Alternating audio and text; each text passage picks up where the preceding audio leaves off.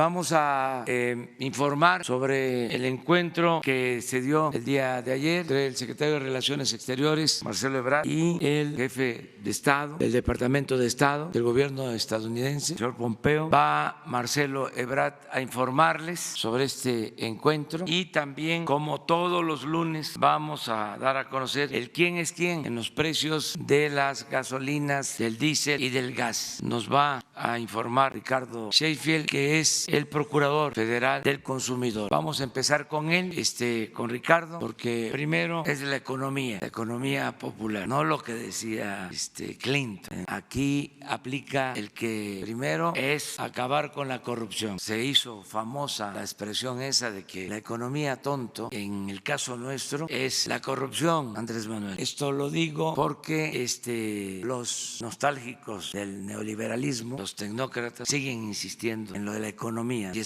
sacan esa expresión de Clinton, la economía como lo central. No es poca cosa el que tengan esa deformación. Fueron 36 años de predominio de la llamada política neoliberal o de aplicación del modelo neoliberal, y en 36 años se elevó a rango supremo la economía y se subordinó todo lo demás, lo social, lo político, lo cultural. Esa fue una de las características de todo este periodo fallido de política económica y de política en general. Entonces ahora son otras cosas. La agenda nuestra, que ya no es la que se dictaba desde el extranjero, que tiene que ver con nuestras necesidades, tiene como primer punto en el orden del día acabar con la corrupción, porque es el principal problema de México. Todos estos son los cambios, la transformación que se está llevando a cabo. Entonces, por eso le dejamos la palabra a Sheffield para que nos diga cómo están los precios de gasolinas, diésel y gas. Todo gusto, señor presidente. Muy buenos días. Empezamos por el tema de quién es quién en las gasolinas, y tenemos el precio más alto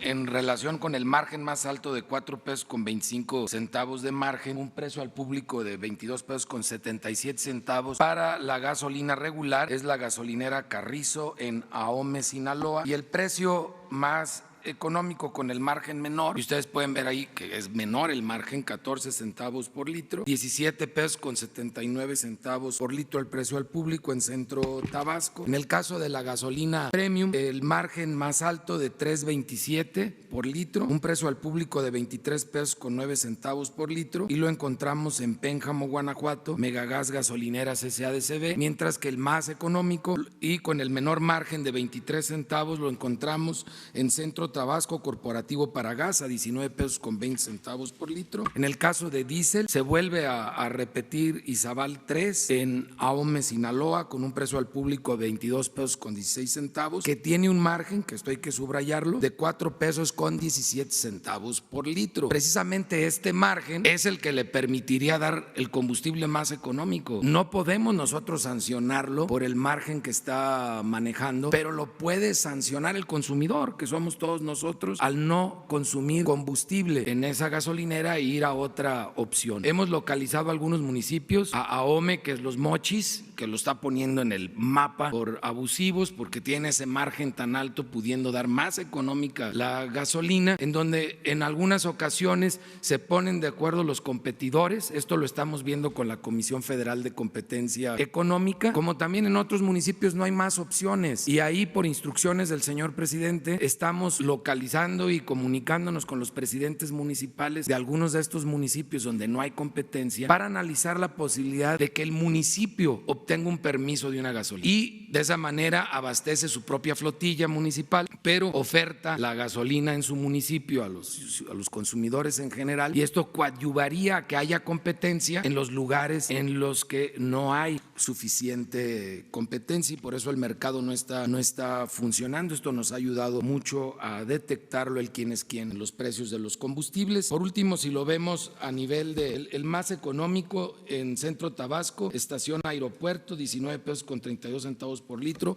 un margen de 37 centavos por litro. Lo vemos por marcas: Chevron, Repco y Arco los más altos. Arco redujo su posición en esta semana, cosa que responde a que está poniendo atención a sus consumidores, y Total Orsan y la Gas siguen siendo en promedio los más económicos del país. Si ustedes ven, la tabla se ha ido nivelando conforme han ido pasando las semanas de este ejercicio. En verificaciones ya no realizamos el sorteo electrónico, nos fuimos únicamente sobre quejas y denuncias presentadas en la app de L por L, de litro por litro. En esta semana realizamos 377 visitas, es la siguiente presentación. De esas 377 visitas, 3 se negaron a ser verificadas, las estamos acumulando para un segundo procedimiento más adelante. Ahorita les doy el resultado del operativo que ya se realizó. Revisamos 3,219 mangueras bombas, 46 con irregularidades. Los que no se dejaron verificar fue San Pablo del Monte, Tlaxcala, Gasolinera Rael, Servicio Santa María en Yahuequemecan, Tlaxcala, y Estación de Servicio Sari en Monterrey, Nuevo León, que bueno, ya les tocará una visita especial con apoyo de Fuerza Pública. Y mencionarles precisamente en el operativo que esta semana tuvimos con Fuerza Pública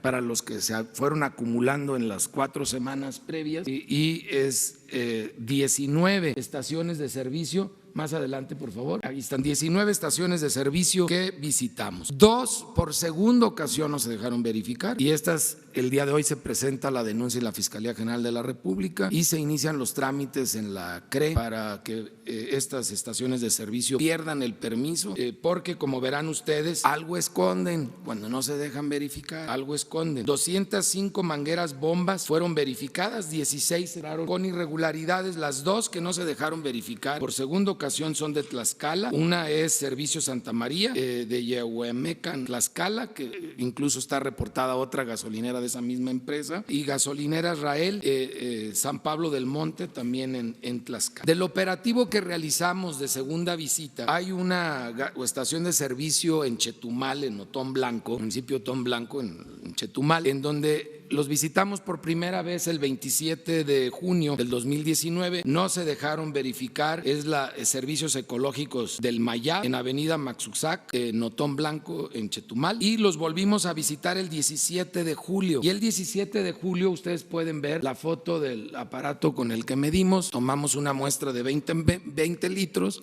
pero en lugar de cobrarles 20 litros, les están cobrando 27 litros con 100 mililitros. Estos angelitos, en 4 de 12 bombas, le están robando al consumidor más del 30% del combustible. Es el caso más exagerado que hemos encontrado. No había rastrillo, simplemente tenían intercaladas algunas bombas desajustadas, y que estaban dando estos angelitos 7 litros con 100 mililitros de menos. Tenemos hasta la fecha 80,540 descargas de nuestra app en el sistema Android. Lamentablemente Apple sigue sin autorizarnos el funcionamiento de la app en su sistema.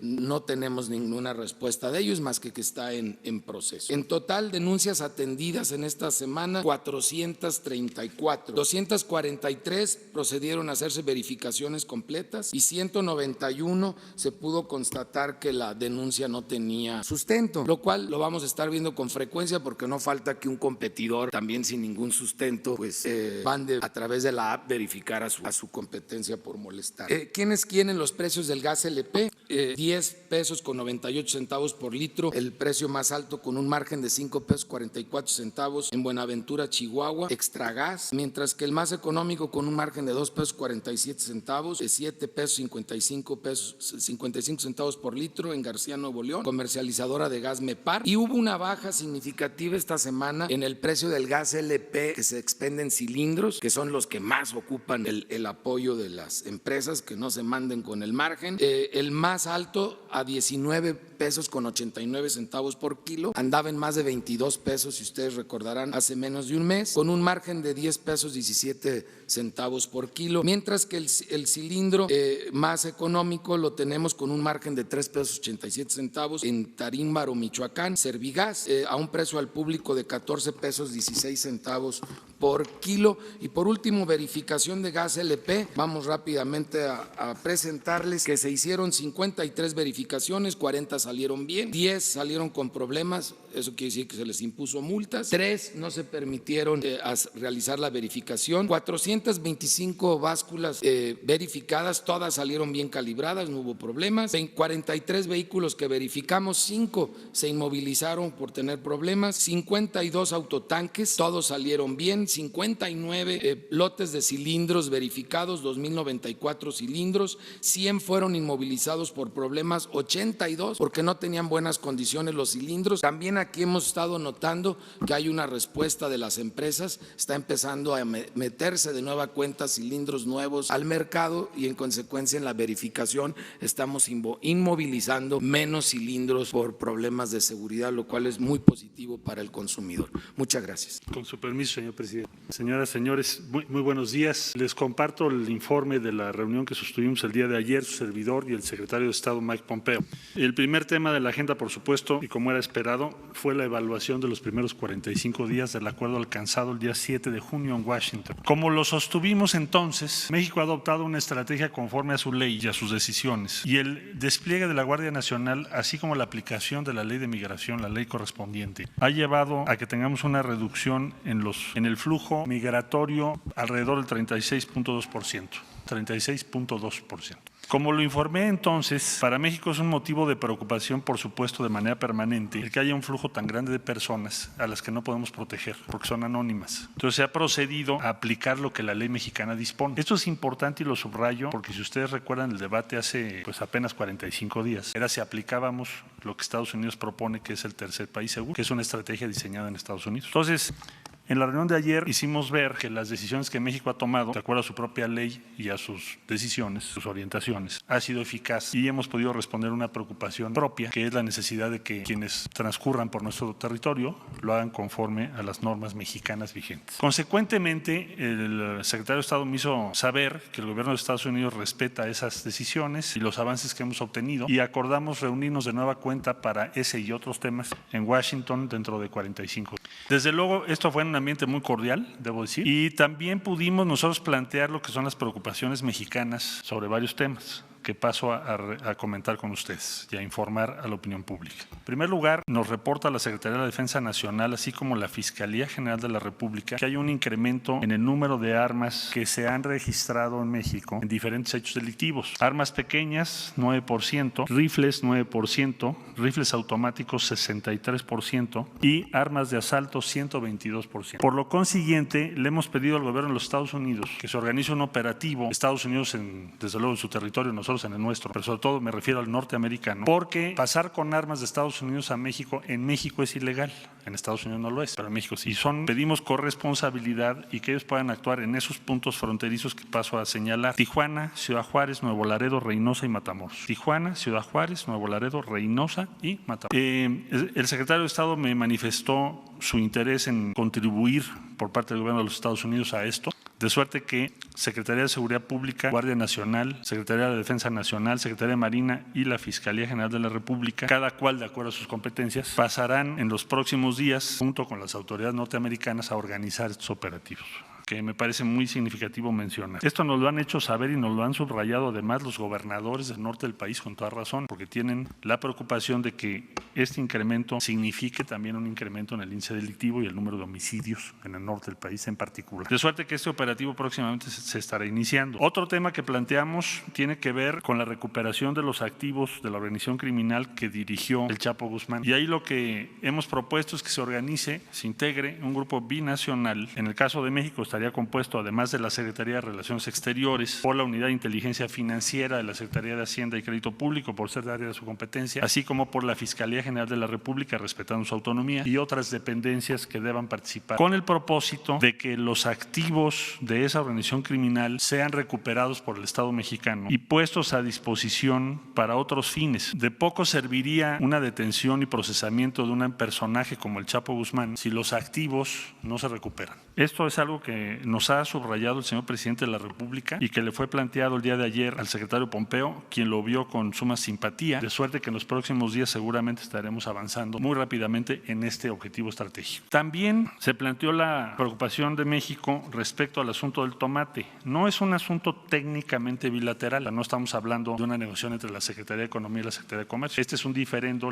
técnicamente, legalmente, al interior de Estados Unidos. Es decir, es una investigación sobre prácticas de dumping que debe resolverse al interior de Estados Unidos. Pero de todas maneras se le manifestó al señor secretario que a nosotros nos preocupa mucho por la afectación a 1.4 millones de personas en México si se sigue adelante con lo que hasta ahora conocemos. Cosas tan absurdas como revisar en la frontera, en los puertos fronterizos, el 100% del tomate. Eso significaría paralizar cuando menos 3 puntos fronterizos. Es imposible y se echaría a perder el tomate. Entonces, esto va más allá del sentido común, de la lógica, de lo que es justo. Puede ser admitido y se lo hicimos saber porque le preocupa mucho a nuestro país y así fue la instrucción que recibí del señor presidente. Se comprometió el señor secretario de Estado a revisar esto, aunque no es área de su competencia, pero es un tema que México está poniendo en la mesa. Asimismo, también planteamos que las repatriaciones de mexicanos, que por cierto debo subrayar, el número de mexicanos que tienen visas de trabajo en Estados Unidos por tercer año consecutivo es mayor al número de repatriados a México. Y los repatriados queremos que tengan la posibilidad de ser repatriados por vía aérea a la Ciudad de México y no nada más que nos lo pongan en la frontera. Por eso este programa que estoy refiriendo estuvo vigente hasta el año 2018. Queremos que se reinstale este programa. Entonces, estas fueron algunas de las principales cuestiones que ayer conversamos, que tienen que ver con lo que yo llamaría agenda de preocupaciones o propuestas de México. Otro punto es el que tiene que ver con la cooperación hacia Centroamérica. Le hicimos saber que el día viernes se inició el programa Sembrando Vida en El Salvador con financiamiento de México, con lo cual se convierte México en el país con la acción de cooperación más grande en este momento en El Salvador para empleo inmediato,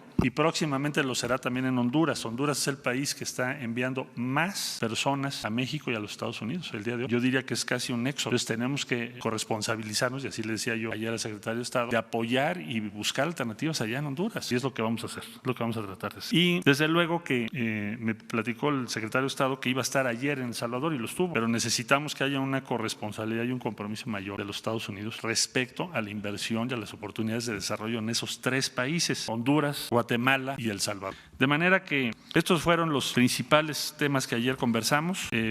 Creo que fue una reunión exitosa desde el punto de vista de los intereses de México, y para los próximos 45 días lo que nos ha marcado el señor presidente es que se siga con el trabajo que se anunció, pero con un elemento cualitativo muy relevante, que es la inconformidad que nos manifestó hace un momento en el Gabinete de Seguridad del presidente de la República del estado que guardan las estaciones migratorias y el trato a los migrantes de Honduras, Guatemala, El Salvador y otros países. Entonces se ordenó que esta semana el Instituto Nacional de Migración presente el modelo de estaciones con las que va a trabajar y los trabajos que va a hacer, iniciando en el estado de Chiapas, Tabasco y en el norte del país. Por parte del Fondo Yucatán ordenó el presidente que se dispusiera de 60 millones de pesos que necesita el INAMI para estos trabajos, y habrá otras fuentes de financiamiento que tienen que ver con el propio presupuesto del INAMI. Entonces, en esta semana debe presentar el INAMI el modelo de estación migratoria que habremos de tener en México a partir ya de los próximos meses que se inicien los trabajos. Pues ese sería el reporte. Muchas gracias y pues pasamos a preguntas sobre este tema. Gracias, buenos días, canciller presidente. El día de ayer se informó que no se ha tratado el tema de un tercer país seguro, sin embargo recientemente Donald Trump anuncia las medidas con las cuales se les estaría negando el asilo a los migrantes que no lo soliciten en el primer país de tránsito. ¿Esto de qué manera se abordó el día de ayer y en qué calidad queda México en este aspecto? Gracias. A ver, preciso, aclaro, con mucho gusto. ¿El tercer país seguro qué es? El tercer país seguro es un tratado que tiene Estados Unidos con Canadá, que consiste en que las personas que buscan asilo en Estados Unidos, los que desean, que llegan por el norte o a Canadá, hacen todo su trámite en Canadá, no en Estados Unidos, todo el trámite. El gobierno canadiense se compromete y se corresponsabiliza de apoyar al norteamericano en esa tarea. Ese es el tratado tercer país seguro que tienen vigente con Canadá desde hace ya varios años. México ha dicho ya en varios momentos desde la transición que nosotros no aceptaríamos eso, y la conversación en Washington el día que culminó el día 7 de junio fue: México va a aplicar sus políticas. ¿Dónde están esas políticas? Pues en la Constitución, en las leyes mexicanas vigentes, porque en nuestro país una persona que ingresa y no se registra o no presenta sus documentos, dice la ley mexicana que entonces México lo que tiene que hacer es retornar o bien ofrecerle la condición de refugio. Una persona dice yo quiero ser refugiado, bueno, pues tiene todo el derecho a tramitarlo, por supuesto. Es lo que dice la ley mexicana. Entonces nosotros dijimos, nosotros vamos a hacer lo que nuestra ley dice. Y el despliegue de la Guardia Nacional se había ya anunciado, si ustedes recuerdan, para esas fechas. Entonces, el día de ayer no hablamos del tercer tercer país seguro porque no es parte de la agenda. ¿Por qué no es parte de la agenda? Porque México logró su objetivo. Hay una caída importante en el flujo, como se había dicho desde junio, y por lo tanto pues no hubo discusión sobre el tercer país seguro, que insisto, es una propuesta que estuvo en la mesa pues en aquellos días, situación muy difícil, pero que nosotros no admitimos. Y seguimos en lo mismo, no ha habido cambio. Ahora, respecto a las medidas que tomaron hace una semana, pues habrá que ver cómo evolucionan en sus cortes, eso no lo sé. No es una materia bilateral, lo aclaro, es una disposición jurisdiccional de Estados Unidos. No afecta a nuestras leyes y no afecta a personas mexicanas. Buenos días, canciller. Alberto Rodríguez, LCP Noticias. Acaba de decir que se está aplicando las leyes mexicanas, pero bueno, hay un caso en Tenosique, Tabasco, en donde la Secretaría de Comunicación y Transporte prohibió que dieran servicio a personas sin documentos, que tenían que enseñar que eran mexicanos o que estaban legalmente en el país para que se les diera el servicio de taxi. Esto no parece que esté cumpliendo con la ley. ¿Taxi? En Tenosique hay varios reportes de varios diarios. A ver, pasó el del 3 de julio, el de principio, el de este mes. Se está pidiendo a las personas, y esto sucede, te voy a poner un símil. Tú vas en un avión y siempre tienes identificación, y eso es lo que dice la ley. ¿Y en los taxis? Pues no sé en ese caso en particular, si me das ese caso, te podría yo dar un punto de vista. Es un caso. Lo que te diría es, las personas que están comprando boletos de autobuses, de aviones, en fin, tienen que identificarse. Eso no es violatorio a ninguna ley, está en la ley. Se hicieron y ya incluso se hizo una propuesta de modificación a la ley que está en la Cámara de Diputados para que sea más completo. Pero yo no entiendo por qué eso es una violación a un derecho. O sea, ¿por qué todos tenemos que presentar nuestra documentación como mexicanos cuando viajamos a nuestro país en un avión? Porque eso está bien. Y si alguien le pide su identificación en un autobús, eso está pésimo. No, es exactamente el mismo principio. Servicio. Te voy a decir por qué. Porque si no, tú no me puedes, yo no podría a ti garantizar seguridad. Si tenemos en México personas que no sabemos quiénes son ni qué están haciendo, ¿cómo te voy a garantizar como Estado mexicano la seguridad personal? Pero eso aplica para cualquier ciudadano, ¿no? O sea, realmente el gobierno no tiene manera Cuando de saber. Cuando viajas te tienes que identificar. Tú dices un taxi, voy a investigar ese caso para no… Sí, fue en Tenosique, Tabasco, del 3 de julio está el Tú me lo reporte. das y lo aclaramos con mucho gusto, o lo investigamos o preguntamos por qué. Sí, pero en general el principio de identificación cuando viajas yo creo que está establecido claramente y no es violatorio a ningún derecho humano. Bueno, por eso haría que también luego en el metro nos pida identificación, o en un microbús, o en el metrobús, ¿no? Voy a ver el caso del taxi, nada más te lo pongo al revés. O sea, a ti te llama la atención que sea un taxi. Sí, a mí me llama la atención que para un traslado tan corto… ¿Cuándo fue ese día? ¿Cómo, perdón? ¿Cuándo fue el evento? El 3 de julio salió la noticia. ¿En dónde? Varios diarios de circulación nacional. Ah, salió en unos diarios. Me das el reporte y yo con mucho gusto lo investigo. Sí. Buenos días. Canciller, preguntarle por un lado si se tiene un cálculo de cuánto es la fortuna del Chapo Guzmán, o todavía no saben en este sentido, y si dice que vio con simpatía, ¿sí se va a hacer la comisión binacional o todavía será un análisis? Y nada más para precisar, usted decía en un comunicado ayer que usted consideraba que no es necesario iniciar negociaciones de un tercer país. Preguntarle si el secretario de Estado dijo que no es necesario o de plano no hablaron de este tema. Gracias.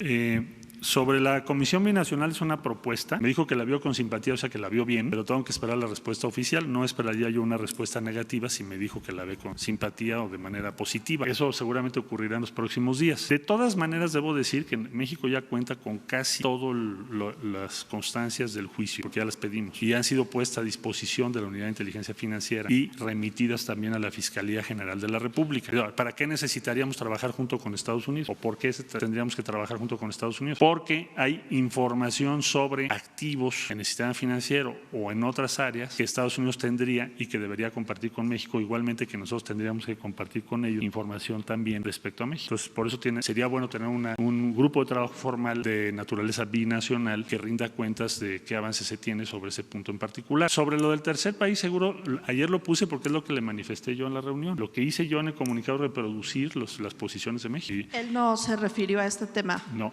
¿Y ya se sabe a cuánto asciende más o menos el… Bueno, hay diferentes estimaciones, esa es una de las discusiones, las primeras discusiones, porque hay cifras muy disímbolas, depende de qué fuente tengas, pero se maneja desde que son uno de los networks más ricos del mundo, ¿te acuerdas que hasta Forbes sacó un reportaje especial sobre eso? Hasta estimaciones más recientes de algunos medios en Estados Unidos que te hablan de 12, 15 mil millones de dólares. Una de las primeras cuestiones que tiene que hacer el Grupo Binacional es determinar cuál es este universo y cómo está compuesto y quién va a hacer qué. Por eso es muy importante integrar. Sí. De lo detectado en México no hay una cifra. Son estimaciones, nadie tiene una cifra terminada hasta que no se tenga la investigación. Se tienen estimaciones. Allá atrás. Buenos días, canciller. Ignacio de Alba, de Pie de Página. Son 3 preguntas. El número de personas retornadas ya son 19,000. ¿Cuántas más están esperando ustedes? Son 3. Ok. El albergue de Saltillo reportó en redes que la Policía Federal intentó entrar a sus instalaciones. Lo mismo pasó en Tijuana. ¿Cómo va a garantizar el gobierno los derechos humanos de los migrantes? Y la tercera sería que varios albergues de migrantes están rebasados, pero estos sitios quedaron sin recursos federales por la austeridad. ¿Qué hará el gobierno para atender estos sitios? Gracias. ¿Entonces eran 2 o me faltó? Perdón, todos lados no la escuché bien. ¿La de la Policía Federal? La Policía Federal, que han intentado entrar a los albergues de Saltillo y de Tijuana. ¿Cómo va a garantizar? ¿Albergues de quién? En Saltillo y en Tijuana. ¿Pero de quién son los albergues? Son de la Iglesia Católica, me parece, en Saltillo, y el de Tijuana no tengo el dato exacto. Sí, con mucho gusto. A ver, 19,111.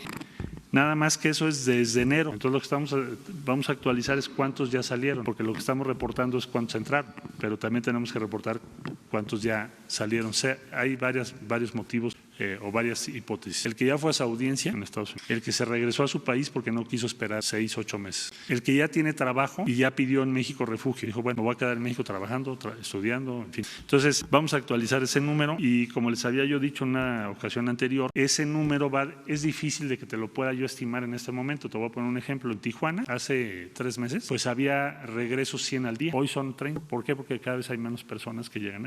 ¿Dónde tenemos ahora un incremento? Pues en Tamaulipas. Entonces lo vamos ajustando cada semana y al mes les daremos un reporte de cuántos han entrado, pero el INAMI también va a hacer un esfuerzo para decir cuántos ya no están, porque la pregunta es cuántos están en México, es lo que tenemos que lograr como un neto. Albergues. La instrucción que dio el presidente es que se tienen que reparar, que es inaceptable que estén como están, como lo recibimos, están en condiciones en infraestructura, les falta muchísimo. Hay que hacer instalaciones adecuadas para la familia, no lo hay. Tenemos un flujo inmenso de menores. Ahora, menores puede ser que tenga yo 17 años o menores que sea un chiquito de 2 años. Entonces hay que tener instalaciones diferentes para diferentes edades. Eso es lo que se le pidió al Instituto Nacional de Migración. Secretaría de Relaciones Exteriores del Fondo Yucatán nos pidieron 60 millones y ya se los aprobamos y los vamos a respaldar con esos recursos. Y según entiendo, el INAMI tiene ya la autorización presupuestal para iniciar esta semana estas obras. Será el INAMI el que les presente cuáles son las características de los albergues o de las estaciones o los centros de atención que van a tener. Por otro lado, yo estuve en Salvador el viernes para una cosa, entre otras muchas, además de iniciar Sembrando Vida, que es facilitarle incluso instalaciones al gobierno de El Salvador para que puedan identificar rápidamente a las personas, porque no queremos tener a las personas en estaciones migratorias en México. ¿Por qué se quedan ahí una semana o 2? Porque no hay reconocimiento y la ley dice, nuestra ley, nuestras obligaciones internacionales, que tú no puedes retornar a ninguna persona que no esté debidamente identificada por su país. Bueno, entonces, eso, en resumen, eso es lo que podría decirte respecto a estaciones o centros de atención. Intentos de Policía Federal, necesitaría yo tener los datos, pero en principio no hay, que yo sepa, ninguna indicación de que la Policía Federal u otras instancias entren a albergues de la sociedad civil bajo ninguna circunstancia, salvo que fuese a solicitud del albergue. Pero si tienes los datos, con mucho gusto me los das y le pedimos una explicación a la Policía Federal. De este lado, por favor. Buenos días, canciller. Yo quiero hacerle 2 preguntas también. ¿Qué va a pasar después de estos 45 días? Que entiendo que estos 45 días se va a continuar con la estrategia que se ha llevado, pero una vez acabados estos 45 días, ¿va a seguir? ¿Qué es lo que va a hacer México?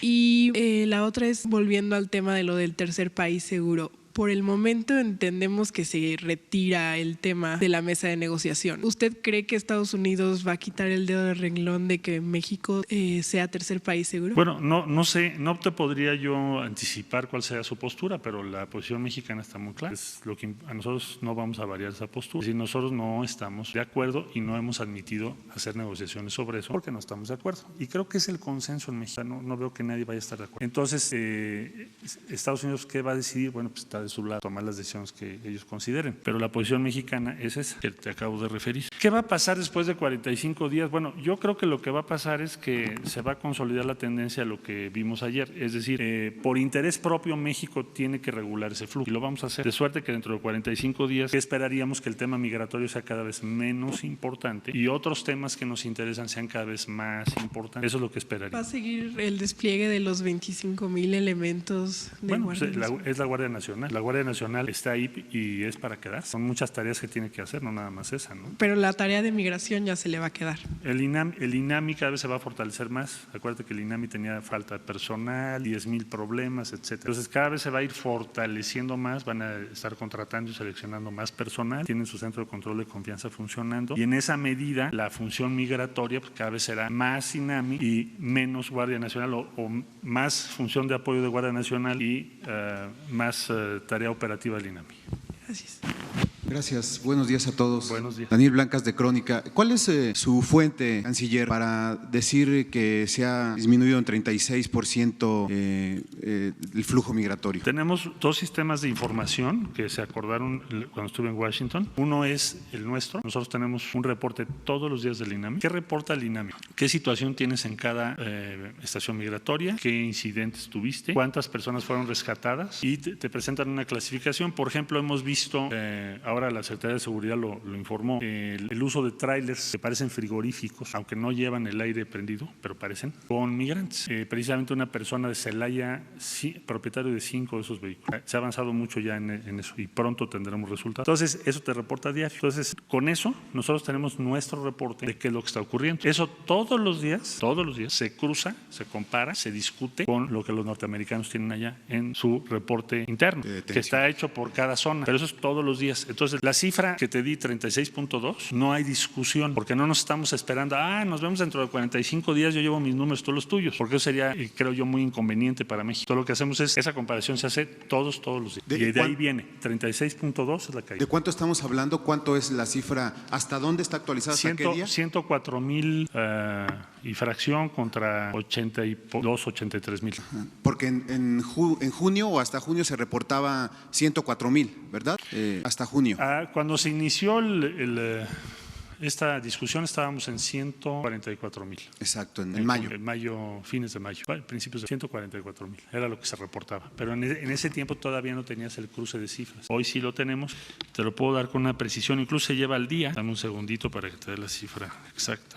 Mira, el día 7 de junio, el número que teníamos entre ambas partes era 3,880 por día. Personas que habían llegado a los Estados Unidos cruzando el territorio de México. Al día 13 de julio es 2,652 personas. Entonces, la reducción exacta es 36.2%. Entonces, no hay riesgo de que Estados Unidos, es decir, México tiene manera de confrontar las cifras de Estados Unidos. No es que Estados Unidos imponga y diga…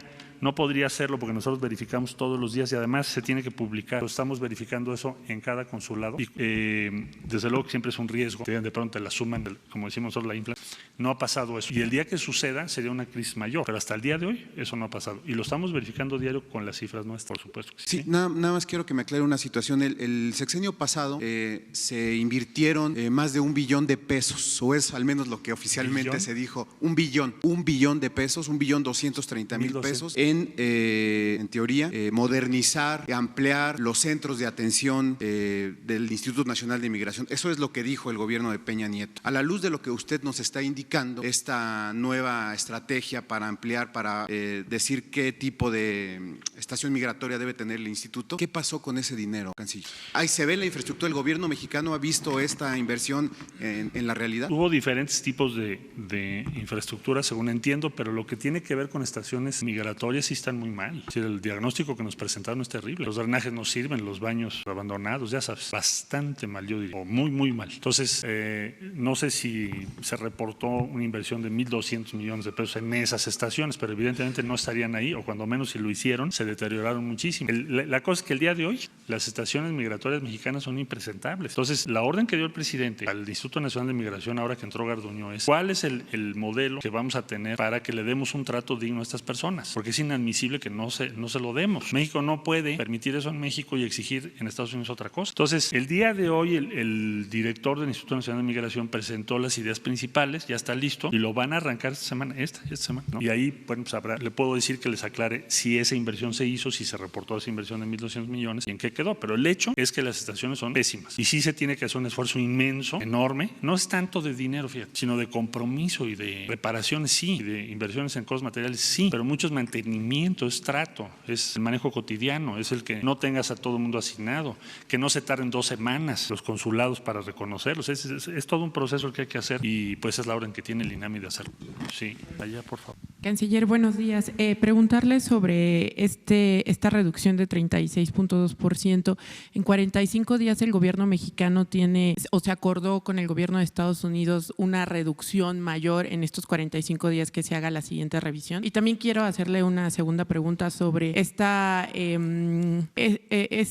propuesta que se hace con al gobierno de Estados Unidos para recuperar los bienes de Joaquín El Chapo Guzmán. ¿Ustedes ya tienen una propuesta de cómo podría participar el gobierno de Estados Unidos y por qué verlo como una cuestión binacional? ¿Por qué México necesita de Estados Unidos para recuperar estos bienes y cómo sería la participación de este gobierno? Tomo lo segundo que me dices. Nosotros pensamos que una parte importantísima de las utilidades de estos networks o carteles están en Estados Unidos, no en México. ¿Y por qué decimos eso? ¿O por qué pensamos eso? Porque es muy complicado si asumimos que las cifras de las que estamos hablando son billones de dólares. Mover billones de dólares en efectivo, que es donde, digamos, se paga en Estados Unidos porque es el consumo. Y buena parte de esas utilidades deben estar en alguna parte en Estados Unidos y otra parte en México. Por eso pensamos que es binacional. Sería muy difícil suponer que un negocio tan grande, producción, distribución y venta final, todo está en México. Eso no es cierto, por supuesto que no. Entonces, eso lo vamos a demostrar investigando. Por eso necesitamos hacerlo entre los dos países. Además, tiene mucho sentido, porque el proceso del Chapo fue en Estados Unidos. Por lo tanto, muchas de las actuaciones y testimonios están en manos del Poder Judicial de los Estados Unidos. Tenemos la mayor parte, pero no tenemos el 100%. Entonces, por esos dos motivos, uno procesal y otro de la naturaleza de lo que estás combatiendo, tiene que ser binacional el esfuerzo. El número, ¿se pactó algún número? No, lo que tenemos nosotros que hacer, no se pactó un número para los próximos 45 días, pero nosotros vamos a mantener el esfuerzo y que la tendencia sea cada vez a bajar más. ¿Por qué? Por lo que he explicado. Es decir, cuando empezó este año, en el mes de enero, teníamos alrededor 60,000 personas y llegó un punto que teníamos 144,000. Entonces, México lo que ha defendido siempre es que debe haber un tránsito regular, ordenado y seguro, y para eso necesitas registro y autorización legal de estar en nuestro territorio. Y con otra, tenemos extracontinentales increciendo. Entonces, si México no toma estas medidas, ya olvídate del acuerdo con Estados Unidos. Si nosotros no somos capaces de que quien ingrese a nuestro territorio se registre y sepamos quién es, pues entonces vamos a tener miles de personas de todo el mundo en nuestro territorio sin que sepamos cuál es su objetivo. Entonces, México siempre ha tenido una política muy abierta respecto a migrantes. Nadie está diciendo que los rechazamos. Lo que estamos diciendo es que se registren y que cumplan nuestra norma. Eso es lo que está pidiendo México, pero tampoco nada menos. ¿Cuál sería entonces, si no hay una cifra pactada, cuál sería la expectativa mexicana como gobierno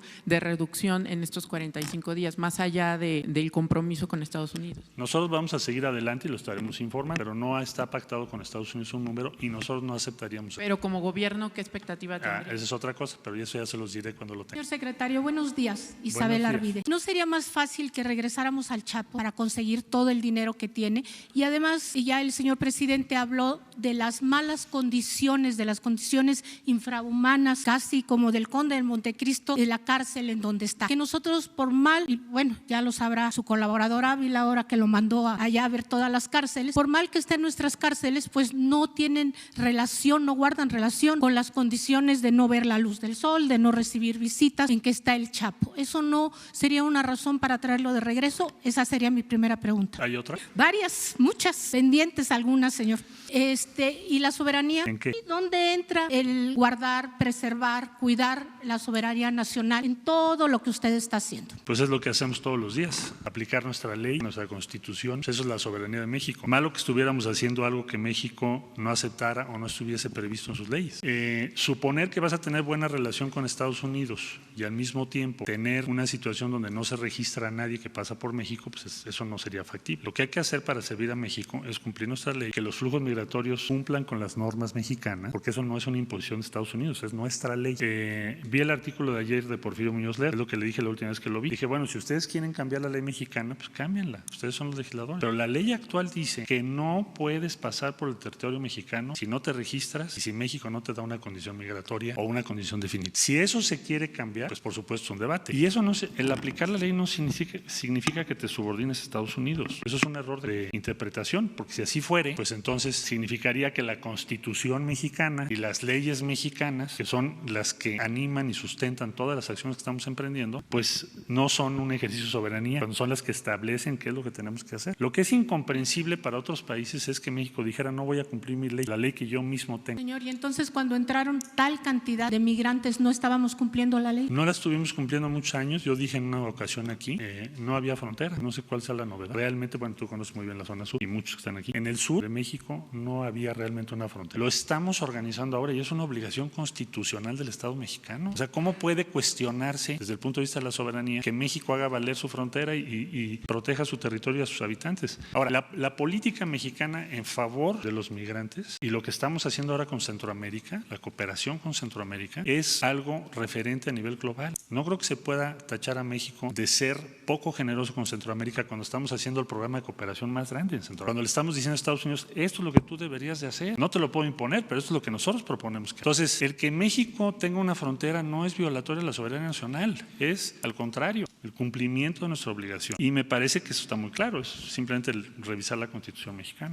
Regresar al Chapo, no lo podemos regresar procesal y jurídicamente, después de ya concluido el juicio. Sería imposible. ¿No tenía una sentencia primero en México? Pero ya está allá, Isabel, ya se hizo el juicio allá. Sería muy difícil para México en este momento. Ahí sí dependería de que Estados Unidos aceptara algo así. Yo lo veo muy cuesta arriba a esta altura. Señor, y por último, ¿tiene un estimado, ya que a usted le gustan tanto los números, tiene un estimado de cuántos migrantes podemos recibir? Bueno, México es un país que tiene menos del 1% de población que podríamos denominar migrante, es decir, que viene de otros países. Somos uno de los países con menos porcentaje en el mundo. Entonces, la respuesta a esa pregunta sería un poco difícil. Yo creo que es un poco subjetiva.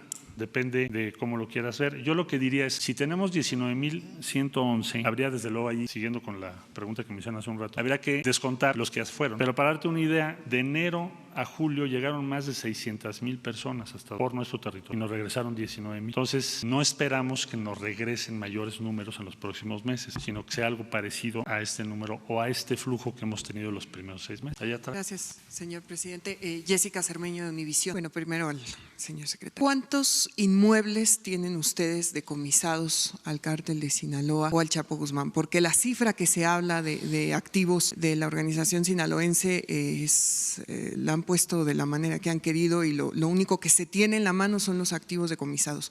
¿Cuántos tiene registrados el gobierno mexicano? ¿Con cuánto se puede sentar a presentar al gobierno estadounidense? Esa es pregunta para el canciller y la otra es pregunta para el señor presidente. Ayer apareció un video en redes sociales de encapuchados donde hablan de una supuesta fuga, que se estaba fraguando una fuga de Rubén Oseguera alias El Mencho, de un operador de los Queenies de esta organización que era el brazo financiero del cártel Jalisco Nueva Generación. ¿Qué tanto el gobierno mexicano está revisando estas amenazas? Además acusan a Alfonso Durazo de estar con el cártel Jalisco Nueva Generación. ¿Qué postura tiene el presidente de México ante este tipo de videos? Muchísimas gracias. Sobre decomisos, con mucho gusto le actualizo la cifra. Le voy a pedir a la Fiscalía General de la República y al SAE de lo hecho hasta ahora. Pero aquí lo relevante es lo que se deriva del juicio al Chapo. Los testimonios que están en ese juicio, que antes no los tenía el gobierno de México. Lo que se desahogó en el juicio son miles de millones de dólares. Y por eso se tiene que hacer una investigación distinta a lo que han sido decomisos tradicionalmente o que ya se hicieron en el pasado. Pero con mucho gusto le actualizo así. Al final. Acá.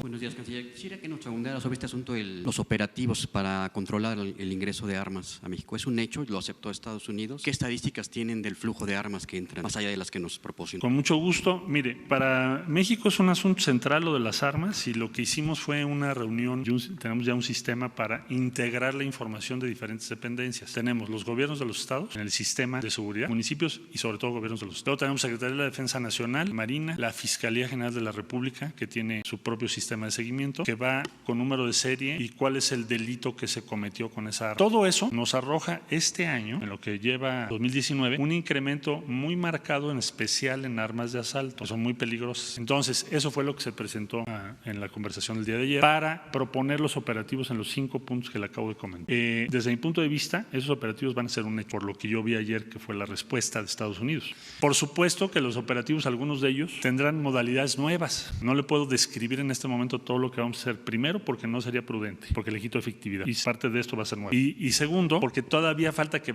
las áreas correspondientes terminen de afinar cómo se va a operar para ser lo más efectivos posible. Porque ha habido muchos operativos, es cierto, en la historia, pero ahora se pretende que se tenga un impacto real en lo que es el trasiego de armas hacia México, que es uno de los problemas principales para nuestro país, y por eso lo planteamos el día de hoy. Sí, queremos que sea permanente. Gracias, señor presidente. Bueno, ya es canciller. De 2016 que llegó Trump al gobierno, ha sido reiterativo en este acuerdo del tercer país seguro. Eso haría que muy probablemente el escenario, quizás septiembre, reiteren esa petición. Este no rotundo del que habla usted sería incluso a pesar de que Trump amenazara nuevamente con gravar con aranceles productos mexicanos como lo hizo. Y la segunda, canciller, muy breve, se habla ya de acuerdos binacionales en el Senado de la República, por lo menos. México, Estados Unidos, al margen del Tratado de Libre Comercio, bueno, del TEMEC, se habla de acuerdos binacionales para ciertos productos, sobre todo agrícolas. ¿Nos podría adelantar un poco de cómo vendría esto? Gracias. Bueno, estamos esperando que ojalá se dé la ratificación del TMEC o USMCA, Estados Unidos, pero ciertamente no tenemos una fecha clara. Pero esa sería la regulación principal de todo el comercio entre México y Estados Unidos. No sé si te refieres a acuerdos binacionales por producto, tendrían que estar subordinados al tratado. No podría haber acuerdos comerciales diversos o contrarios a lo que el tratado establece. Ahora, lo que son investigaciones antidumping y otras cosas, ahí va a depender mucho de cómo quede finalmente el tema de los paneles, que ya no están en el Tratado de Libre Comercio, sino que es una regulación de otro posterior. Son muchas leyes las que hay que revisar. Entonces, sobre eso yo te diría que por lo general hay procesos de investigación entre ambos países antidumping, como ahora el acero que afecta a 8 empresas, una de ellas que sí tiene una exportación relevante, y ahí lo que se hace es desahogar el procedimiento sin que sea materia de la relación política bilateral. Lo del tomate es una excepción ahora, porque nos parecen también excepcionales las medidas que está tomando la Secretaría de Comercio de Estados Unidos. Pero por lo regular, por lo demás, son investigaciones en curso que todo el tiempo están sucediendo y resolviendo. Entonces, no veo yo acuerdos binacionales con el mismo nivel de relevancia que el tratado. De lo que le decía del no rotundo, sería a pesar de que Trump amenazara. Nosotros hemos mantenido la misma posición contra viento y marea. Hoy amenazas de aranceles. Pues el 7 de junio. Gracias. Sí. Buenos días, canciller. Montserrat Sánchez, de Reporte Índigo. Ya se ha dicho en reiteradas ocasiones que para apoyar a los migrantes que lleguen desde el sur está el programa Sembrando Vida. Pero ¿qué va a pasar con los migrantes que lleguen a otros estados, a la propia Ciudad de México? ¿A ellos de qué manera los va a apoyar el gobierno en cuanto a trabajo? Ya quedó a cargo de Horacio Duarte, que es el subsecretario del Trabajo. El programa de apoyo tiene dos vertientes. Una vertiente es a los migrantes que estén esperando en México, en el norte, o sea, esperando su audiencia, o a los repatriados mexicanos que necesiten apoyo. Esa es la tarea de la subsecretaria del Trabajo. A esta fecha nos informó que ya hay 3,700 personas trabajando. ¿En qué consiste el apoyo? Primero, pues facilitar la cuestión de los documentos, que puede ser una tortura. Parece una paradoja, pero a veces un extranjero en México para obtener permiso de trabajo se tarda más que alguien que no pide nada y llega hasta la frontera de Estados Unidos. Entonces tenemos que hacer que eso cambie, ¿no? Es parte de lo que el INAMI tiene como una de sus metas, lograr que eso cambie, los tiempos sean mucho menos. Entonces, una parte es ayudarlos para eso. Y la otra es conectarlos con la bolsa de trabajo, las vacantes. Eso es lo que estamos haciendo. Presidente de México, muy buenos días.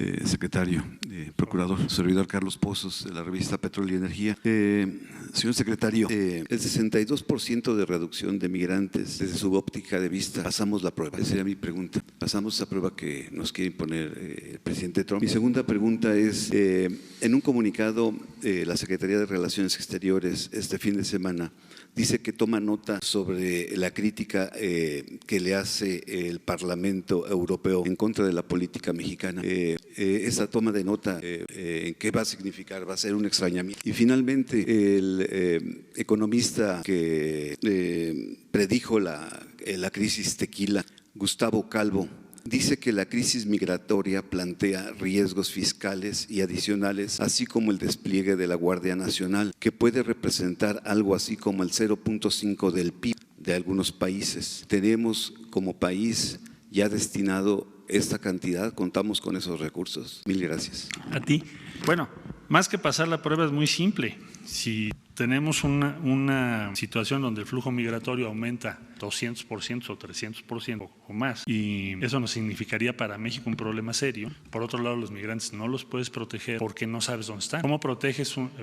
Ayer otro tráiler, 150 personas, de los cuales menores quizás la mitad. Puede pasar una tragedia. ¿Por qué te menciono esto? Porque lo que se quiere no es que pasemos la prueba, es simplemente que para México mismo, en primer lugar, no es prudente ni conveniente ni es sensato tener un flujo desordenado, anónimo, creciente. Si tú revisas el Pacto de Marrakech, ¿qué dice? dice migración ordenada, segura y segura, ordenada. Es el consenso mundial. Entonces, las diferentes dependencias están haciendo su trabajo. Estados Unidos no tendría argumento para presionar a México en el sentido de tarifas comerciales u otras medidas cuando tienes los datos que te acabo de referir. Yo creo que vamos en un buen camino y podemos tener una buena relación con Estados Unidos porque simple y llanamente no hay motivos para tener una fricción en esto. Y que bueno, porque queremos tener una buena relación con ellos.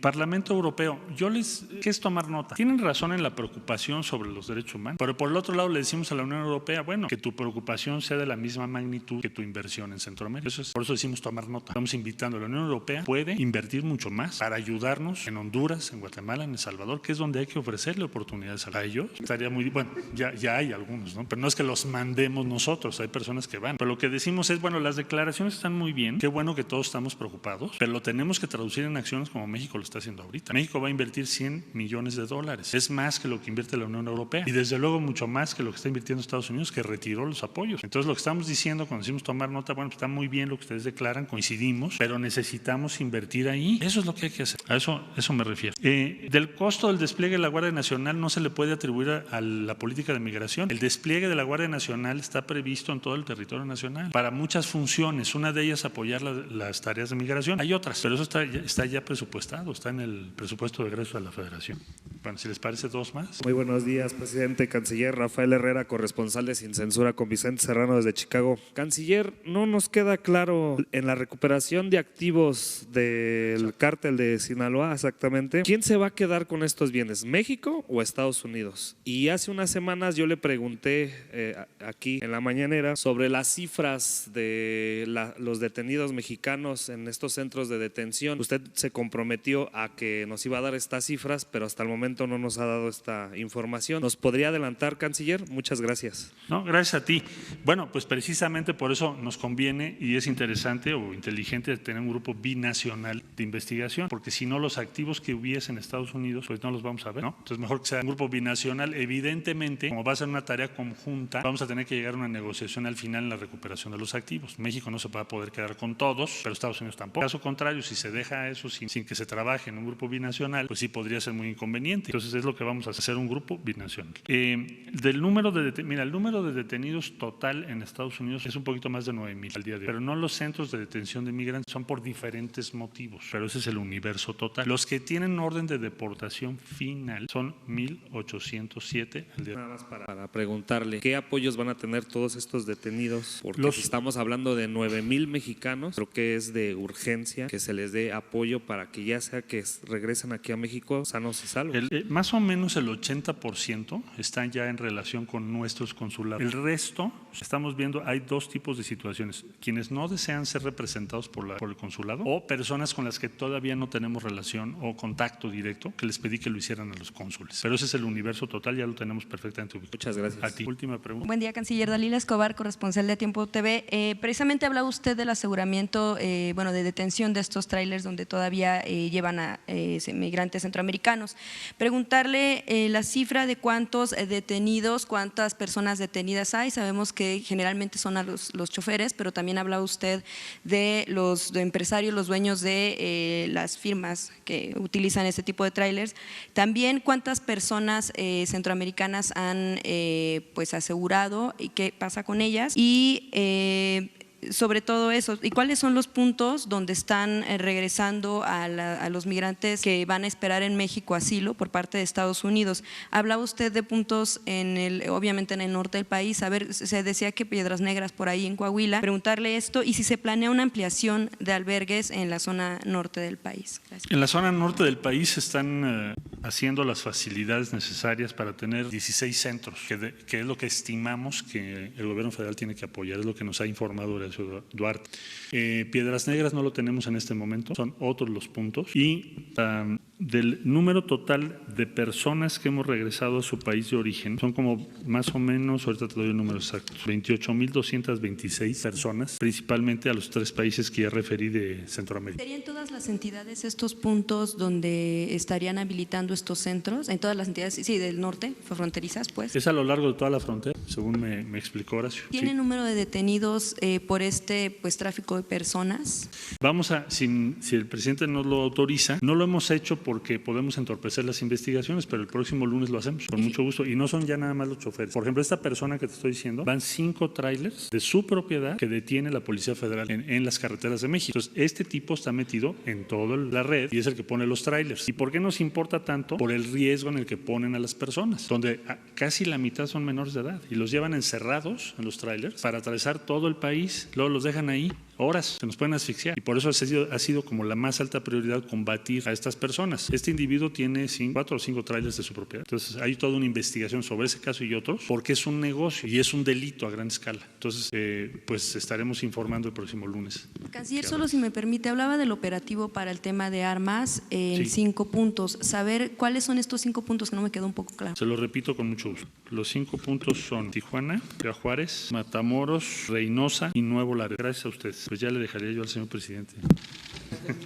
Ya se terminó. Es muy importante que se explique bien, que se aclare todo lo relacionado con este tema. Y también invitamos a Marcelo para que el próximo lunes nos dé más información y que se pueda invitar, Marcelo, a los responsables de cada una de las áreas. Que venga Francisco Garduño de Migración, Javier May, que tiene a su cargo todo el programa de creación de fuentes de trabajo para migrantes en el sur sureste. Es muy importante. Horacio Duarte, subsecretario de Trabajo, que está atendiendo también el que se facilite a migrantes el que puedan tener trabajo, resolviendo ciertos trámites que eran muy engorrosos para que les proporcionaran trabajo. Hay un acuerdo con las empresas maquiladoras del norte, hay solicitudes de trabajadores para que puedan tener ocupación en tanto esperan la resolución de asilo que están solicitando en Estados Unidos. También en el caso del norte y del sur, la situación de los albergues, la manera en que se está atendiendo a los migrantes, la defensa de sus derechos humanos, el cuidado, la protección de los migrantes y que se explique de manera conjunta. Yo solo les comento que vamos bien en este tema. Era un asunto muy complejo, muy difícil, porque había la amenaza, no lo olvidemos, de aplicar de manera unilateral aranceles, impuestos a los productos mexicanos que se venden en Estados Unidos, y eso nos iba a afectar también, considero, al gobierno y a la población de Estados Unidos. Pero se optó por la negociación, por el diálogo, por el acuerdo. Se hizo a un lado la confrontación. Dijimos muchas veces que para eso se inventó la política, entre otras cosas, para evitar la confrontación. Entonces, sí, vamos bien, a 45 días, fue buena la evaluación y vamos a continuar con lo mismo. Nos conviene a los dos países, a las dos naciones. Desde luego respetamos todos los puntos de vista, pero pensamos que fue lo mejor, el que se ordenara el flujo migratorio, el que se cuidara a los migrantes, que se respetaran los derechos humanos y que vaya acreditándose poco a poco, que no es un asunto fácil, el atender las causas que originan la migración, que se vaya enraizando, que se vaya consolidando la idea mexicana de que la migración debe ser opcional, no forzada. Es decir, que los seres humanos puedan trabajar y ser felices donde nacieron, donde están sus familiares, sus costumbres, sus culturas, porque está demostrado de que nadie abandona sus pueblos por gusto, lo hacen por necesidad. Nosotros, por respeto a nuestros hermanos centroamericanos, por responsabilidad, por diplomacia, pues no hemos hablado de que si vienen migrantes y pasan por nuestro territorio es porque hay problemas en otros países, y eso habría que tenerlo en consideración. Cuando se habla de ¿por qué creció tanto el flujo migratorio? Hay que ver qué está pasando en los países de origen de los migrantes. De todas maneras, nosotros no vamos a culpar a nadie. Lo que queremos es atender el problema, más que dar a conocer lo que está sucediendo. Lo que nos importa es ayudar, contribuir a que haya paz, a que haya tranquilidad y desde luego bienestar y que se respeten los derechos humanos. Entonces, vamos bien,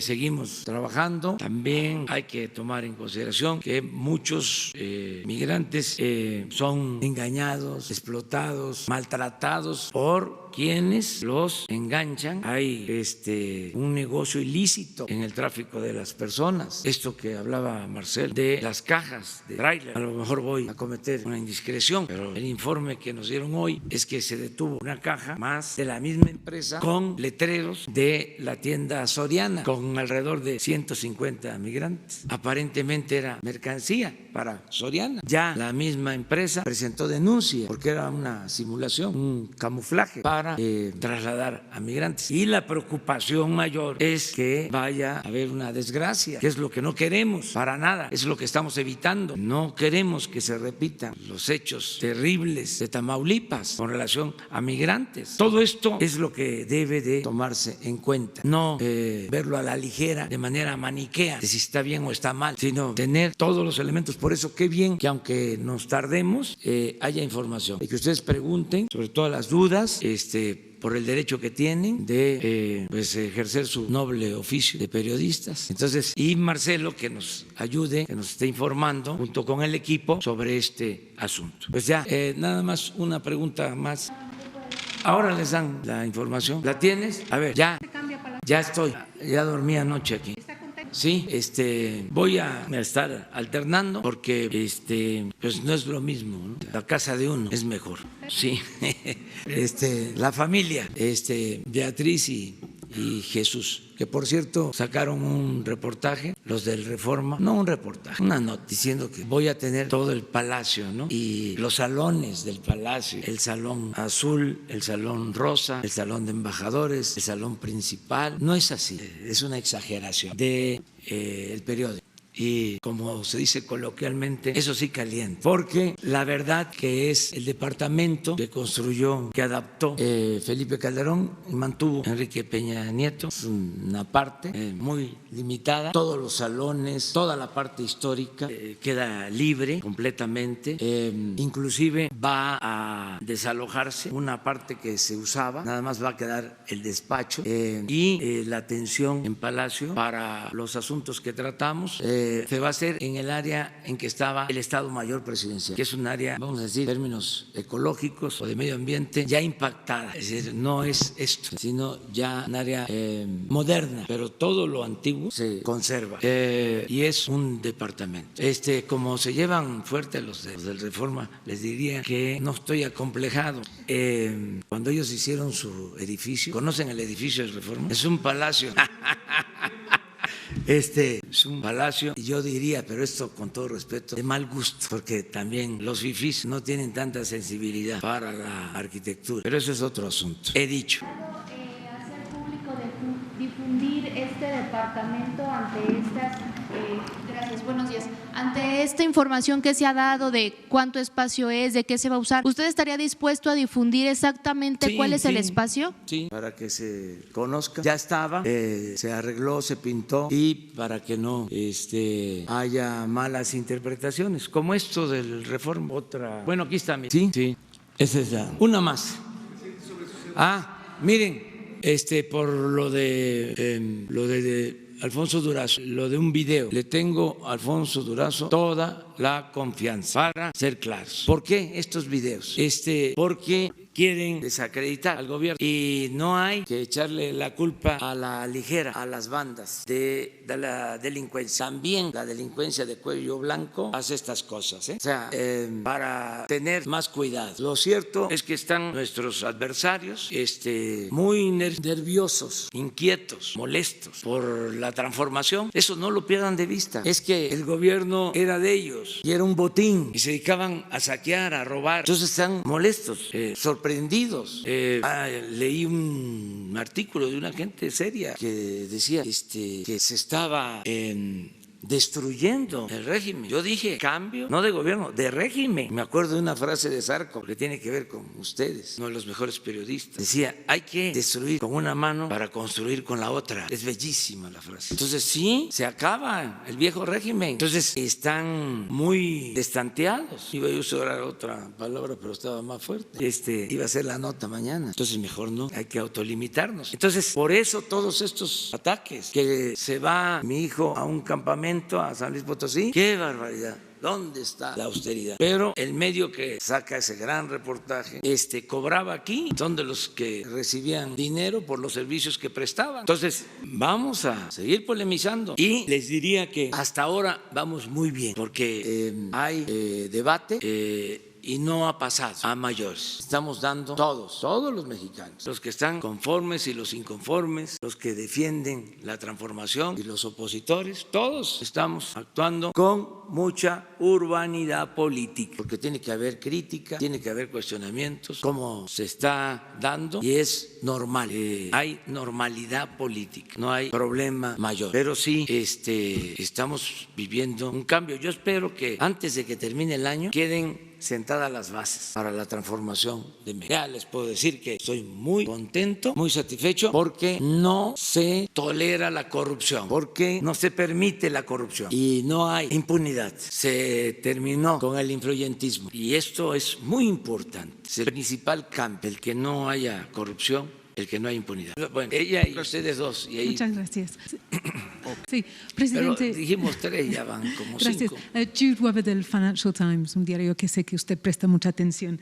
Y no es mi pregunta, pero ojalá, que sé que a usted le gusta mucho el discurso y el debate de ideas, ojalá podamos tener una entrevista para profundizar en estas cuestiones que usted ha traído a la opinión pública en estos días. Mis preguntas son 2, una para usted y otra para el señor canciller. Uno es, usted ha manifestado mucho interés para la situación de los migrantes. ¿Usted piensa ir a visitar las estaciones migratorias o algunos albergues para verificar y para decir en primera persona qué es lo que México ofrece a los migrantes? Y la pregunta para el señor canciller es, en los días pasados en Estados Unidos se confirmó que una parte de ayuda que se tenía previsto destinado a Centroamérica se iba a destinar a Guaidó en Venezuela. Entonces esto y la idea que sé que no han discutido y México no acepta el tercer país seguro, pero parece que Estados Unidos lo que quisiera es una especie de solución como lo tiene Europa, de Dublino, ¿no? Que el primer país que pisa el migrante sería devuelto. Entonces, todo eso no mina los esfuerzos de México de hacer un frente común para el desarrollo de estos países. Gracias. Sí, bueno, ayer se lo mencionaba yo, que desde el punto de vista de México, el retirar recursos de cooperación a los 3 países de Centroamérica es una equivocación. Lo que tenemos que hacer es aumentar la inversión en Centroamérica y vincular a Centroamérica con el futuro de la región económica México, Estados Unidos, Canadá. Es lo que habría que hacer. ¿Qué pienso que podamos hacer ahí? Hacer una conferencia internacional junto con Estados Unidos, que Estados Unidos sea parte de, aunque no el convocante, hacia principios del año 2020. Y además llevar eso a la próxima G20, porque pedimos y se aceptó en la última cumbre que el tema migración y refugio sea parte de la discusión del G20. No solo se reciba un informe, sino que se debata y se discuta cuáles son las obligaciones de los países presentes, de las 20 economías más grandes del mundo, respecto a los principales flujos migratorios y de refugio que estamos viviendo en todo el mundo. Eso por lo que hace al primer tema. Por lo que hace el tercer país seguro, a ver, ¿quién lo tendría? Bueno, lo tienen con Canadá, pero el caso europeo que es con Turquía también lo hemos revisado muchísimo. Y debo decirle que el impacto que tuvo ese acuerdo de tercer país seguro entre la Unión Europea, principalmente Alemania y Turquía, es relativo. Es decir, los efectos que eso ha tenido han sido no los que se esperaban. Entonces, a nosotros nos parece que lo más sensato que podríamos hacer es tener una tasa de inversión suficiente, y si usted me permite, yo le diría que la economía de los 3 países de Centroamérica y sus dificultades económicas y sociales no son las que estamos viviendo o las que está viviendo la Unión Europea en Siria. Y bien podemos actuar a tiempo para que no lo sean. Es decir, pero no tenemos una situación donde hay una guerra civil, una descomposición de más de 10 años. Entonces se podría lograr algo en el corto plazo. Termino diciendo, lo que se acaba de iniciar en El Salvador, que es un proyecto Sembrando Vida, $31 millones, estimamos que va a generar 20,000 empleos. O sea, está al alcance de la mano cambiar la situación allá. Y eso no vamos a quitar el dedo renglón con Estados Unidos. Yo recorro constantemente el país todos los fines de semana. Estoy muy cerca de la gente, de los ciudadanos, también pendiente de los migrantes. Le diría que todos los días. Si hace falta, asistiría a un albergue, pero se está atendiendo bien el asunto. Lo relacionado con el Financial Times, pues tiene que ver más que nada con la falta de autocrítica de parte del periódico, porque se impulsó mucho el modelo económico neoliberal, que resultó un fracaso. Se hizo propaganda a favor de las llamadas reformas estructurales, en particular de la reforma energética, y pues los resultados han sido desastrosos para México. Y el Financial Times no ha hecho una revisión del asunto. Al contrario, recientemente pronosticó de que iba a entrar en recesión nuestra economía. Respetamos a todos los medios, pero vamos a ejercer nuestro derecho de réplica. Y para aclarar bien de que ya no se va a seguir aplicando la política neoliberal y que vamos a llevar a la práctica que estamos aplicando una nueva política económica a partir del combate a la corrupción, que consideramos es el principal problema de México. Estoy ya escribiendo un libro donde voy a dar respuesta a todas las interrogantes y a definir el nuevo modelo, como dirían los tecnócratas, el nuevo paradigma. Se va a llamar el libro así, con música y con alegría: la economía moral. Yo espero que esté para el día 1 de diciembre, al cumplir exactamente un año, para poder ya incorporar las experiencias, resultados y hacer la evaluación sobre el nuevo modelo. De todas maneras, nuestro respeto. Muy bien, una más. Sí, era Arturo Rodríguez de Proceso. En esta edición de la revista se documentó la probable implicación del señor Ricardo Salinas Pliego en operaciones relacionadas con la empresa Fertinal. El planteamiento sería si usted tenía conocimiento de este asunto, si aún así lo mantiene en su consejo asesor, y finalmente cuál es la información que tiene actualmente sobre la situación con las empresas de fertilizantes. Gracias. Sí, se está haciendo una revisión sobre esto en el terreno de lo judicial. Ya es conocido que la Fiscalía General está actuando. En el caso de la planta de Coatzacoalcos, de fertilizantes de Coatzacoalcos, que compró el gobierno, el señor Ancira, no hay otra denuncia sobre esto. Eso es lo que le puedo informar. Y estamos analizando qué vamos a hacer con las plantas, porque son más de $1,000 millones de deuda, más lo que se invirtió, y están paradas, es decir, no producen las plantas. Entonces estamos ya por terminar un diagnóstico de cómo integrarlas y crear un complejo para crear una empresa de fertilizantes con todas estas plantas, porque hay plantas en Lázaro Cárdenas, hay bienes en Baja California Sur, las de Coatzacoalcos, en Jaltipan, la de Camargo, Chihuahua. Entonces estamos por atender este asunto. Si no hay denuncia en lo judicial, no podemos nosotros descalificar a nadie.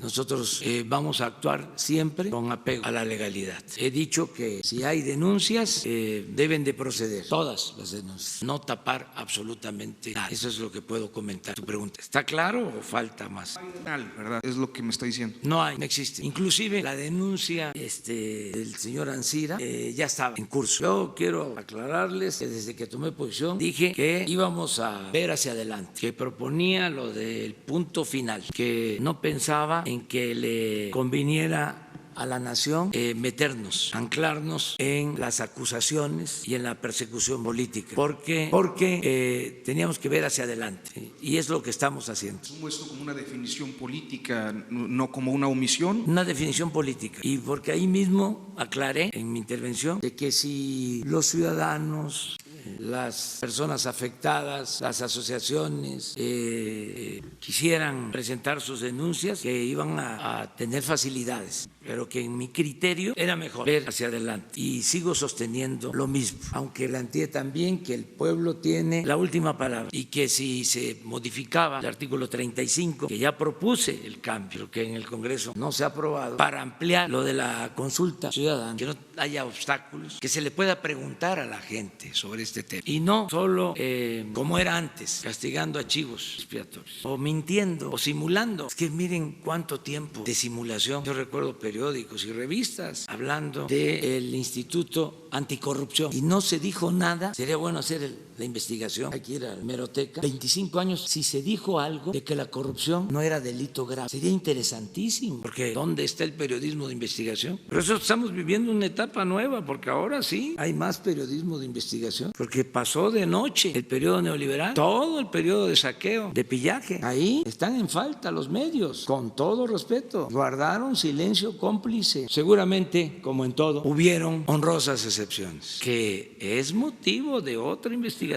¿Cuáles fueron los medios? ¿Cuáles fueron los periodistas que actuaron con rectitud en todo el periodo neoliberal? Porque hubieron quienes padecieron de persecución, de censura. Tengo todavía pendiente, me preocupa y me ocupa el asunto de José Gutiérrez Vivó, que lo desterraron, se tuvo que ir, le dieron un asilo político y ahora vive en una situación, no debería decirlo por él, pero muy lamentable, víctima de la represión del régimen pasado, no solo del pasado gobierno, más atrás, que eso tardó, se impuso durante 36 años. Entonces tenemos que pensar hacia adelante, nada más no olvidar y ir hacia adelante. La revista Proceso, por ejemplo, no se portó bien con nosotros, no es ningún reproche. ¿El papel de los medios portarse bien, presidente, con alguien? No, pero estábamos buscando la transformación y todos los buenos periodistas de la historia siempre han apostado a las transformaciones. Es una visión distinta, sí, pero Zarco estuvo en las filas del movimiento liberal y los Flores Magón también. ¿Sí? Son 150 años de distancia, presidente. Sí, los periodistas mejores que ha habido en la historia de México, los de la República restaurada, todos tomaron partido. Y es que es muy cómodo decir yo soy independiente, o el periodismo no tiene por qué